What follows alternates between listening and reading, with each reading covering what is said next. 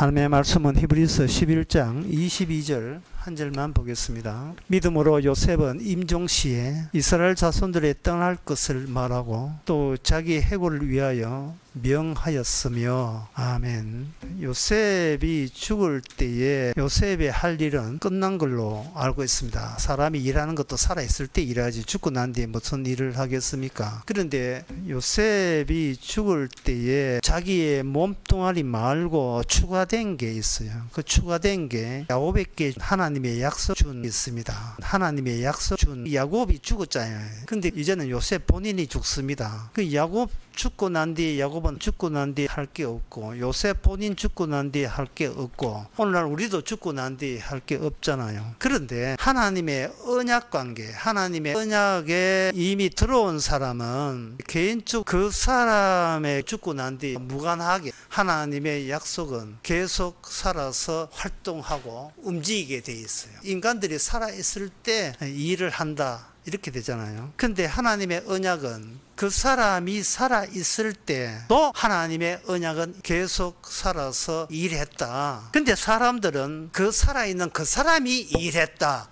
이렇게 오해를 하고 있는 거예요. 하나님께 돌아갈 영광을 인간들이 그 살아있는 개인을 주목하면서 하나님께 돌아갈 영광을 쏟아놓고 있습니다. 요셉이 훌륭했다, 야곱이 훌륭했다, 아브라함이 훌륭했다, 이삭이 훌륭했다 이렇게 되는 겁니다. 그것이 오늘날 우리에게도 그대로 적용이 돼요. 내가 주의 일을 했다, 내가 뭘 했다 이래 되는 겁니다. 이렇게 되면 하나님은 피해자 입장에 되죠. 이 일은 하나님이 했는데 공로와 영광은 눈에 보이는 인간들이 내가 주의 일을 했다. 하나님께서 언약을 주신 것은 그 살아있는 인간들이 나오는 모든 것은 하나님의 언약을 방해하고 있었다. 어떤 사람이 구원받았다면 하나님이 주신 구원을 이렇게 방해했음에도 불구하고 방해한 나를 그 하나님께서 인간이 하는 일은 일체 받지 않는다라는 것을 수시로 이야기를 해도 인간은 본인이 살아있는 것으로 평생 자기 인생을 살다 보니까 그 말을 이해를 못하는 거예요. 그래서 하나님의 언약의 말씀은, 이 성경 말씀은 그건 뭐냐 하면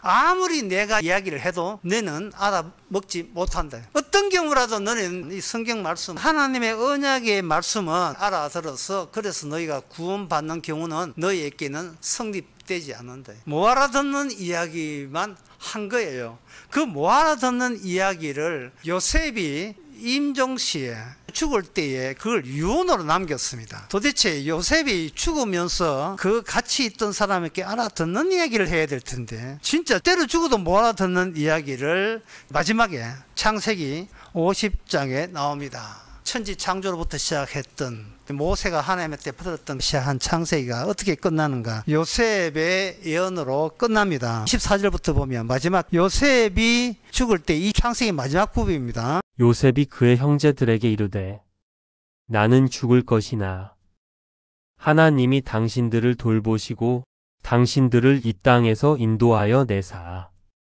아브라함과 이삭과 야곱에게 맹세하신 땅에 이르게 하시리라 하고 야곱에게 맹세하신 땅에 이르게 하시리라 하고 요셉이 또 이스라엘 자손에게 맹세시켜 이르기를 하나님이 반드시 당신들을 돌보시리니 당신들은 여기서 내 해골을 메고 올라가겠다 하라 하였더라. 해골을 메고 올라간다. 해골. 오늘 본문 히브리서는 뼈로 돼 있잖아요. 창세기는 그냥 해골로 되어 있습니다. 해골을 메고 올라간다는 거예요. 이게 그 당시 사람들은 이게 무슨 말인지를 몰라요. 아무도 몰라요. 아무리 연구해도 몰라요. 왜냐하면 내가 여기 살아있는 바로 내가 하나님의 말씀을 방해하고 있기 때문에. 이 예언은 너희들이 어떤 의지를 갖고 있든지 어떤 결심을 갖고 있든지 살아있는 내가 어떤 선택을 갖고 있든지 하나님께서 전혀 상관없이 일방적으로 너희를 끌고 가는데 너희에게 벌어질 이 일이 이게 그냥 우연인지 아니면 어떤 하나님의 활동에 핵심이 있는지 그 행위가 확대되면서 하나님께서 일방적으로 적용되면서 되는 일인지를 요셉은 그 하나님의 말씀을 뭘로 보냐 하면 자신의 해골로 봤습니다. 요셉의 해골과 하나님의 활동의 일을 여러분 문제 풀어보시겠습니까? 요셉의 해골과 하나님의 하는 일과 무슨 관련이 있느냐? 이 문제 문제를 여러분의 하는 일과 바꿔보겠습니다. 여러분의 뼈다구하고 하나님의 일과 여러분 무슨 관련이 있느냐? 내 뼈와 하나님의 일과 어떤 관련성이 있느냐? 요셉의 해골과 하나님의 일과 똑같은 문제입니다.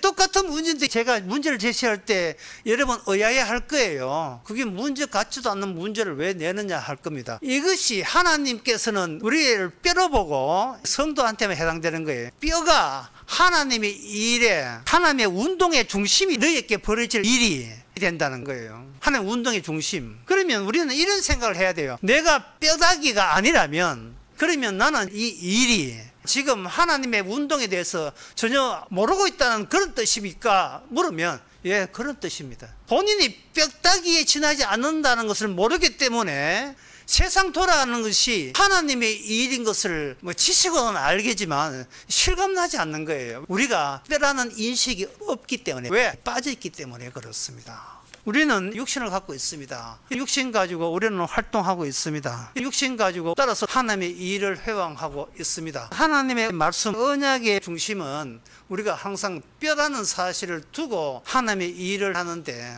우리가 만약에 뼈라고 해보세요. 뼈에서 나올 것은 아무것도 없습니다. 나는 아무것도 없습니다. 하나님께서 일방적으로 우리를 천국에 보내줍니다. 듣기는 약간 기분 좋게 들리겠지만 한편 생각하면 굉장히 기분 나쁜 이야기예요. 그럼 우리는 도대체 우리가 뭔데 우리 뼈밖에 되지 않습니까? 하나님께서는 원래 네가 뼈였다는 거예요. 원래 뼈인데 뼈 아닌 것처럼 우리가 생각하는 것은 중간에 악마의 조작이 있었다는 겁니다. 창세기 2장 21절에 보면 하나님께서 잠든 아담에서 갈비뼈를 딱 취했어요. 아담이 잠들고 여자가 갈비뼈에서 나왔습니다. 그 뼈로 뭘 하실 겁니까? 하나님께 질문을 한다면 이야기하실 겁니다. 나는 이 뼈로 사람을 만들 거야. 여자를 만들 거야. 아담의 뼈에서 여자가 되었다는 말은 이게 뭐가 관련되어 있냐 하면은, 원래 남자 여자 만들어 놓았는데 같이 붙어 있어야 되는데 선악과 나무 앞에서는 이게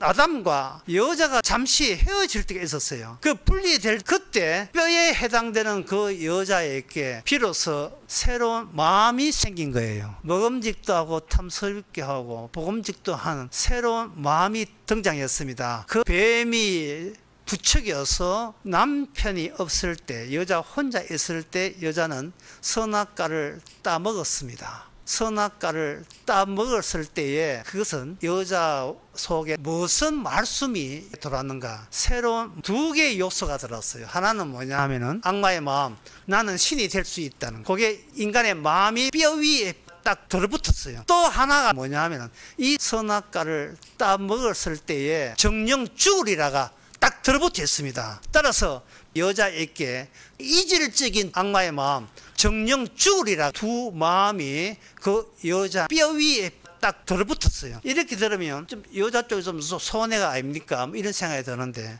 이게 손해가 아니에요. 왜냐하면 창세기 3장에 남자는 흙으로 돌아갑니다. 그냥 뼈가 가루가 되면 흙 되지요. 창세기 3장 17절에 실컷 땀 흘리고 고생하다가 니는 흙이니 흙으로 돌아가라. 남자는 흙으로 돌아가게 되면 과연 여자도 같이 흙으로 돌아가느냐 하는 문제입니다. 여자도 당연히 아담에게 속했으니까 남자가 흙이니 여자로 흙 같으면 여자로 흙으로 돌아가죠. 그런데 하나님께서 남자부터 흙으로 먼저 만들어 놓고 나중에 아담의 뼈에서 여자가 되었다는 하나님의 그 취지가 어떻게 됩니까? 그 취지는 흙으로 안 돌아가요. 남자부터 먼저 만들어 놓고 남자의 갈비뼈에서 여자로 취했던 여성을 만든 그 취지는 흙으로 돌아가는 것이 아니고 뭐가 되느냐 하면 생명으로 돌아가는 겁니다. 남자의 갈비뼈에서 생명 나오게 하는 거예요. 창세기 3장 20절에 보면 아담이 그의 아내 이름을 하와라 불렀으니 그는 모든 산 자의 어머니가 됨이더라.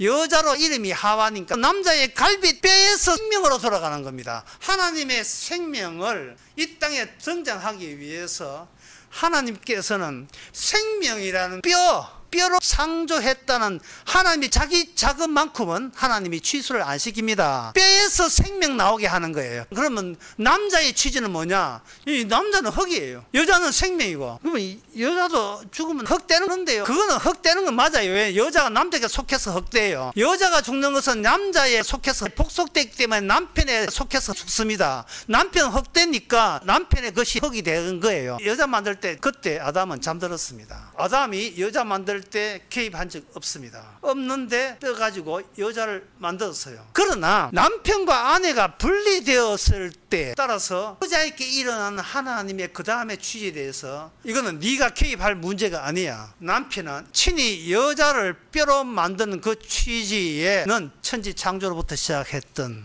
생명이라는 뼈 전적으로 뼈로 창조했다는 하나님만 있습니다. 그게 뭐냐 하면 바로 뼈로 된 여자에게 몸이 생기게 돼요. 뼈로 여자를 만들었으니까 나중에 몸이잖아요. 창세기 2장 23절에 아담이 이르되 이는 내 뼈 중에 뼈요 살 중에 살이라.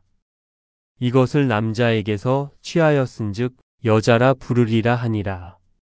내 뼈 중에 뼈요 내 살 중에 살이다. 그러면 이름이 하와 생명이잖아요. 그 생명이 어디서 나타난가? 이게 뼈에 있던 살점이 없어지잖아요. 따라서 나타난 것은 뼈만 달랑 남아있죠. 하나님께서 하와 만든 취지입니다. 여자가 아닙니다. 남자 속해 여자는 죽어요. 여성을 만든 취지를 살리기 위해서 인간에 붙어있던 살과 마음가짐을 살을 발라내야 뼈가 나옵니다. 뼈만 달랑 남아있죠. 처음에는 뼈가 안 보여요. 살을 발라내야 뼈가 나오거든요. 그 뼈와 발라진 살의 관계는 어떻게 되는가? 그걸 잘 보여준 애가 보이지 않는 힘이 공간을 형성하는 요셉의 뼈가 하나님의 언약에 의해서 보이지 않는 공간을 형성하게 되면 요셉의 뼈가 진격을 하는 이스라엘이라는 아주 특이한 하나님의 백성들이 가는 데마다 없는 데서 생기고 하나님의 백성들이 죽은 데서 살리면서 아주 특이한 이스라엘 백성들이 요셉의 뼈 중심으로 살아나기 시작해요. 뼈 중심으로. 이거 여러분 알아듣겠습니까? 이거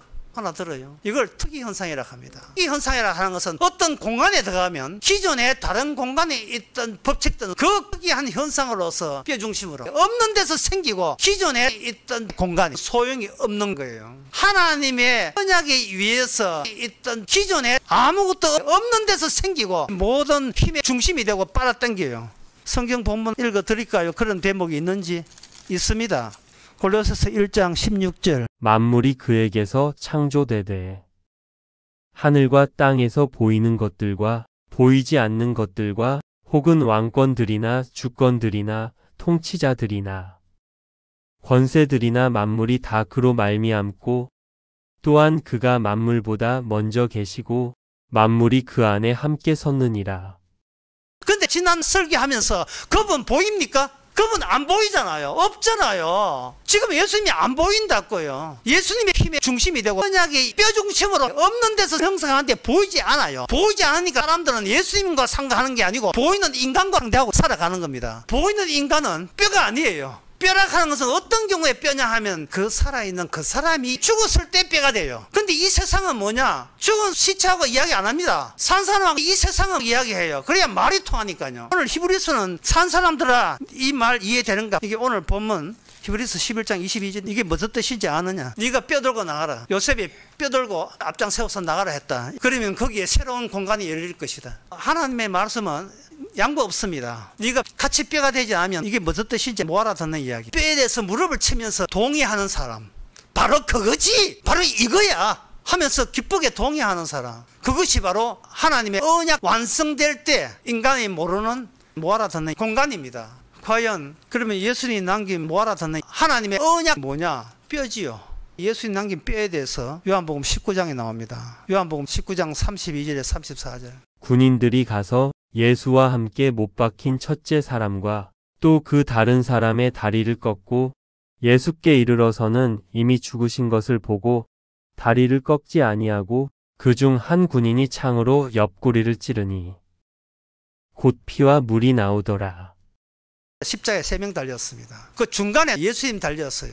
눈을 보기에는 예수님이나 십자가의 강도나 똑같은 똑같은 공간에 속했다. 인간이 만드는 공간에 속했다고 생각했어요. 성령이 없는 사람의 눈으로 보면, 인간의 눈으로 보면 공간이 동일 공간이에요. 동일 공간. 그런데 하나님께서는 이 인간이 모르는 못 알아듣는 동일 공간으로 보지 않고 이게 서로 다른 두 개 나누어진 공간으로 하나님께서는 예수님 남긴 뼈에 대해서 해석하라고 우리에게 촉구합니다. 하나님의 안목으로 보면 이게 해석이 돼요. 뭐냐 하면은 두 사람은 뼈가 꺾어졌어요. 그러면 십자가의 죄에서 뼈가 꺾어졌다고요. 이제는 두 사람 뼈부터 꺾고 예수님의 뼈도 꺾어야 돼요. 꺾어야 예수님이든 뭐든 간에 인간이 알고 있는 같은 공간, 인간들의 공간에 예수님이 분명히 속하고 거기서 탈피하지 못한다, 거기서 벗어나지 못한다가 확정이 되는 겁니다. 그런데 여기 보니까 예수님께서 이미 죽은 줄 아시고 다리를 꺾지 아니했다 했어요. 그 여기 다리뼈를 꺾는 것은 사람이 죽었는지 안 죽었는지 확인차에서 하는 인간의 일이에요. 그런데 이게 시편 34편 19절에 그래서 20절에 보면 의인은 고난이 많으나 여호와께서 그 모든 고난에 건지시도다. 그 모든 뼈를 보호하시며 그 중에 하나도 끼지 아니한다. 시편 34편 19절 20절에 나오는 말씀이고 이게 하나님의 약속입니다. 하나님의 계약입니다. 하나님의 계약은 인간이 끼어들 수 없습니다. 하나님만 성취합니다. 지금 계속 이야기하는 것은 요셉이 왜 내 뼈를 들고 나가라고 이야기했느냐. 질문을 던지면 이렇습니다. 홍해가 갈랐을 때에 모세의 지팡이 때문에 갈라졌습니까? 요셉의 뼈 때문에 갈라졌습니까? 이 질문과 똑같은 질문이에요. 그럼 질문을 바꿔가겠습니다. 홍해가 갈랐을 때 살아있는 모세가 지팡이 들고 이렇게 해서 그랬습니까? 아니면 400년 전에 죽은 요셉의 뼈가 홍해를 갈라지게 했습니까? 다시 질문을, 죽은 자가 산 자를 이끌어갑니까? 살아있는 자가 죽은 자를 이끌어갑니까? 같은 질문이에요. 정답은 죽은 자가 산 자를 이끌어 갑니다. 왜? 하나님의 계약 당사자는 죽음이 없으면 계약 당사자가 될 수가 없기 때문에 죽은 자가 아니면. 지금 창세기 마지막에 요셉이 내 해골 들고 나가라 이 말이거든요. 주께서 우리를 그렇게 만들어요. 우리를 실험 도구입니다. 뭐를 위해서? 예수님의 뼈와 우리 뼈가 어떤 차이를 보여주는지. 그러나 주님의 사는 영역과 인간들 소통하고 대화하는 공간과 얼마나 차이 나는지 하나님께서는 예수님의 언약을 완성시켜 놓고 여기 실험 도구로 인간들을 거기다 투입시킵니다. 뼈와 어떤 차이가 있는지. 시편 34편 19절 20절 말씀은 바로 예수님의 뼈는 다른 현실에 속한다. 다른 뼈하고 다른 공간에 속한다. 이것을 오늘 히브리서 11장 21절은 이렇게 설명하고 있습니다. 어떻게 하느냐 하면은 22절 한 절이지만 보면 믿음으로 요셉은 임종시에 이스라엘 자손들이 떠날 것을 말하고 자기의 해골을 위하여 명했다고 되어 있죠. 이게 히브리서 11장에 보면 믿음은 바라는 것들의 실상이요 보지 못한 것들의 증거가 되어 있습니다. 그러니까 여기서 우리가 알아야 될 것은 요셉이 눈에 보이지 않는 세계가 있다는 것을 요셉은 어떻게 알게 되었는가? 그걸 추적해야 돼요. 눈에 보이지 않는 세계, 그걸 요셉이 알고 있기 때문에 자기가 죽을 때에 다른 유언이 아니고 내 뼈가 너에 막혀있는, 내 뼈가 이 세상에 막혀있는 눈에 보이는 모든 이 세상 강력한 권세를 내 뼈가 열어줄 수 있을 것이다. 그 사이에서 보이지 않는 세계 천국 가는 길을 내 뼈가 열어줄 수 있을 것이다. 왜? 그게 바로 보이지 않는 힘이기 때문에 어쩔 수 없이 나는 그대로 있다는 거예요. 그러니까 지금 요셉은 뭘 아느냐 하면은 하나님의 계약, 언약의 무게로 인하여 지금 기존에 언약을 반대하는 악마가 형성한 이 꽉 막힌 세계에서 유일하게 탈출이 가능한 것은 그 효력이 인간 죽고 난 뒤에 하나님의 계약이 비로소 효과를 주는 거예요. 사망보험금이죠. 예수님 죽었을 때 비로소 효력을 발휘하는 것, 이게 바로 십자가의 효과잖아요. 그 죽으심이 특이한 인물로서 하나님의 의는 뼈가 꺾이지 않는 시편 34편의 그 말씀은 꼭 한 사람, 예수님께서 다 이루다 성취가 될 때에 죽은 데서 부활하는 하나님의 계약이 십자가의 효과잖아요. 그런데 그 죽음이라는 것이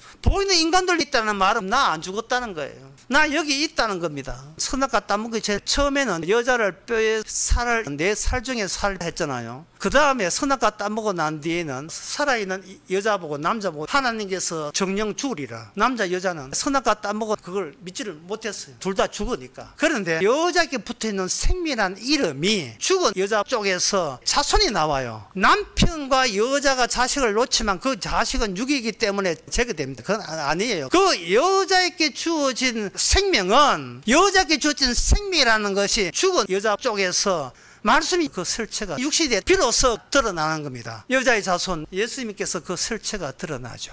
아, 예수님께서 이름에 합당한 생명이 바로 여자의 자손에서 남자 없이 성취가 되는구나. 그러면 여기서 거울에 비친 내 모습은 이것이 가짜가 되고 이게 우상이 되는 겁니다. 출애굽기 20장 4절에 너를 위하여 새긴 우상을 만들지 말고 또 위로 하늘에 있는 것이나 아래로 땅에 있는 것이나 땅 아래 물속에 있는 것에 어떤 형상도 만들지 말며.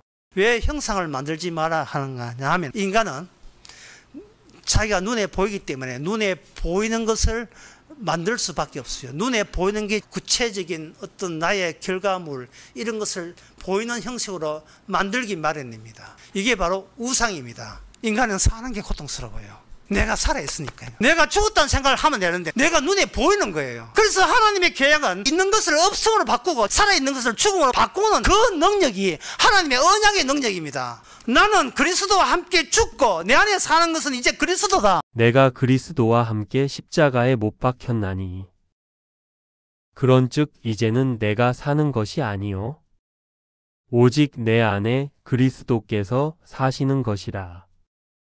이제 내가 육체 가운데 사는 것은 나를 사랑하사 나를 위하여 자기 자신을 버리신 하나님의 아들을 믿는 믿음 안에서 사는 것이라. 갈라디아서 2장 2절에서 사도 바울이 내가 사는 것은 이 공간은 아니다. 믿음으로 산다. 믿음은 눈에 보이지 않는 실상 이 세상 공간은 아닙니다. 다른 공간에 있는 눈에 보이지 않는 힘이 지금 내한테 주어졌을 때 그게 믿음이 되는 거예요.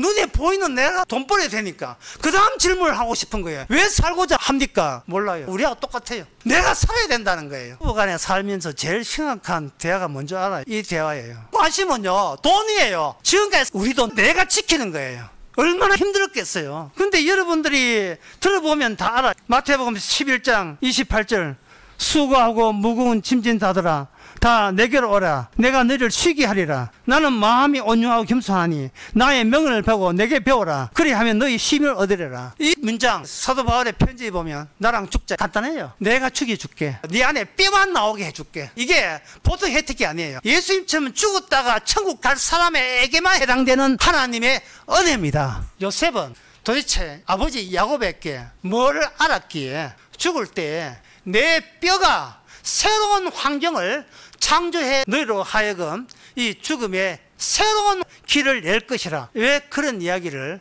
왜 했느냐. 자기의 죽은 뼈가 무슨 효과가 있다고. 내 뼈만 들고 나가면 약속의 땅이 나올 것이다. 요셉이 400년 후를 예언했어요. 그때 이 말한 예언이 지금 오늘날 우리에게 예언된다 해보세요. 놀랄 일이잖아요. 요셉이 죽어가면서 앞장선다는 거예요. 내 죽음만 따라오게 되면 천국에 도착한다. 이게 사람들이 사는 세계의 할소리예요. 천국에 도착한다. 할소리입니까? 착하게 사세요. 바르게 사세요. 성경에서 이런 거 찾아내가지고 잘하고 있다. 이게 교회생활 교회라고 생각하십니까? 그건 사람들이 알아듣잖아요. 아무도 못 알아듣는 예수님의 이야기만 하시는 거예요. 예수님의 언약을 완성시켜 놓고 하나님께서는 지독하게 성령 받지 않으면 아무도 못 알아듣는 이야기만 하시는 거예요. 좀 아는 척 하지 마라. 성령 받지 않냐면. 이 말을 어떻게 알아들어요? 요셉은 어떻게 알았느냐 하면 우리가 뭐 똑같은 인간인데 아브라함과 이삭과 야곱 자기 선조 아브라함과 이삭과 야곱의 공통점을 알았어요. 공통점에서 요셉은 빠집니다. 요셉 언약이라는 게 없어요. 요셉 언약은 없습니다. 아브라함 언약이 있고 이삭 언약이 있고 야곱 언약이 있는데 요셉 언약은 없습니다. 그러면 요셉은 뭐냐? 아브라함과 이삭과 야곱 일관된 하나님의 은혜가 말로만 은혜가 아니고 실제적으로 하나님의 증거물을 남기고 있었다는 거예요. 증거물을 아브라함과 이삭과 야곱을 통해서 아버지 야곱이 하나님과 계약했던 효과를 보았는 것이 자기의 자기의 인생이 없고 심지어 죽음까지 들어있다는 그게 맹세예요. 아브라함과 이삭의 맹세를 굳히기 위해서 뭐가 빠져야 되는가? 인간이 하나 맹세는 빠져야 됩니다. 그 빠지는 대목이 마태복음 5장 33절에서 36절에 나옵니다. 옛사람에게 말한 바 헛맹세하지 말고 맹세한 것은 지키라 하였다는 것을 너희가 들었으나, 예수님 말씀을 제가 설명해 드릴게요. 사람들은 말합니다. 하나님께 맹세했으면 헛되이 맹세하지 말고 맹세한 건 지켜야 돼.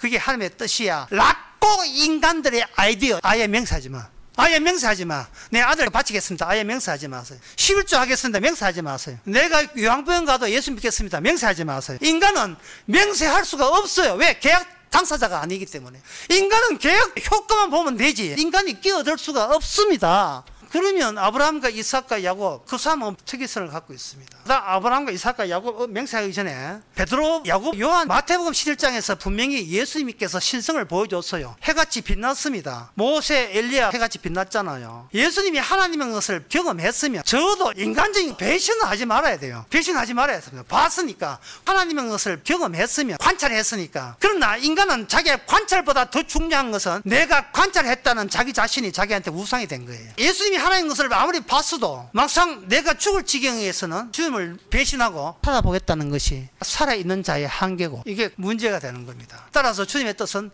맹세하지 말라는 거예요. 그러면 이 아브라함과 이삭과 야곱의 특이점이 뭐냐? 특이점은 창세기의 맹세 부분에 나옵니다. 창세기 31장 47절에서 50절. 라반은 그것을 여갈사 하두다라 불렀고 야곱은 그것을 갈르엣이라 불렀으니, 라반의 말에 오늘 이 무더기가 너와 나 사이에 증거가 된다 하였으므로 그 이름을 갈르엣이라 불렀으며, 또 미스바라 하였으니 이는 그의 말에 우리가 서로 떠나 있을 때에 여호와께서 나와 너 사이를 살피시옵소서 함이라. 하나님의 언약입니다. 들러리죠. 거기에 동원된 눈에 띄고 살아있다고 여기는 인간과 인간들은 그냥 들러리에 지나지 않아요. 보이지 않는 분, 형상이 없는 분이 맹세를 만들고 그것을 효과 있게 성취시키는 작업에 인간과 인간들은 그냥 들러리에 지나지 않아요. 창세기 21장 방금은 바로 야곱과 삼촌 라반 간의 계약이 있잖아요. 창세기 21장 21절에서 31절 길지만 그걸 뭐 길게 할 필요 없고 짧게 하게 되면 이스마엘과 그 블레셋 족장 아비멜렉과의 계약이 나옵니다. 21장 29절 보면 아비멜렉이 아브라함에게 이르되 7 암새끼 제사 놓고 이제 계약을 합니다. 31절에 보면 두 사람이 거기서 서로 맹세하였으므로 그 이름을 부엘세바 맹세의 우물이라고 이름하였으니 언약을 세우고 이렇게 했다는 거예요. 그 다음에 33절에 영생하신 여호와 하나님의 이름을 불렀으니 이래 있어요. 그러니까 아브라함과 이삭과 야곱의 특징이 뭐냐? 세 사람 다 혼자 사는 게 아니고 세 사람 다 살려주는 여정을 따라가고 있습니다. 장차 오실 하나님께서 이 땅에 와서 가야 될 그 여정과 과정을 아브라함과 이삭과 야곱이 모의 시험에 미리 샘플로서 하나님과 동행하고 있습니다. 동행하면서 뭘 이야기하느냐? 히브리서 7장 6장 7장에 보면 이랬습니다. 맹세하기를 하나님은 아들하고 맹세한다. 끝난 이야기. 하나님은 하나님의 아들하고 맹세한다. 아버지는 오직 하나님의 아들하고 맹세한다. 요셉은 그 맹세, 예수님 오시기 전에 야곱이 하나님 앞에 맹세하면서 야곱이 죽었잖아요. 죽고 난데 이름이 뭘 바뀌었습니까? 이스라엘로 바뀌었죠. 이스라엘로 바뀐 효과를 요셉이 그 효과를 알고 그 맹세 앞에서 이 뼈가 그냥 뼈가 아니고 야곱이 받았던 움직이는 맹세 증거, 언약의 증거물로서 이 내 뼈가 있다. 요셉이 이렇게 고백하잖아요. 그것이 나중에 예수님께서 이 땅에 오셔서 뼈라고 다 뼈가 아니고 말씀에 입각해서 사람이 손대지 못하는 뼈, 그 뼈로 주께서는 무덤에 가서 인간이 도저히 이룰 수 없는 죽음의 권세를 깨부수시고 아버지의 뜻대로 부활하셨습니다. 요셉은 알아요. 하나님이 이를 방해한 나 같은 것은 계약 상대자다 아닌데 하나님의 언약의 효과만 받아요. 나 같은 것은 죄 사함이 없으니라. 누가 너를 정죄하리요? 이게 여러분 잘해서 그렇습니까? 예수님께서 다 이루다 성취가 될 때에 모든 일에 말씀 때문에 감사하지 않을 수 있습니까? 이 감사가 있는 말씀을 여러분 멀리하지 마시기 바랍니다. 기도하겠습니다. 하나님 아버지, 참 한 것도 없이, 정말 한 것도 없이 죄인들과 동행하시면서 기어이 예수님 하신 일이 무슨 뜻인지를 기어이 알게 하시니 저희들 아멘하고 죄인들을 화답할 수밖에 없습니다. 세상 죄인들과 늘 특이성을 드러내는 특수한 사람이 되게 하여 주시옵소서. 예수님의 이름으로 기도합나이다. 아멘.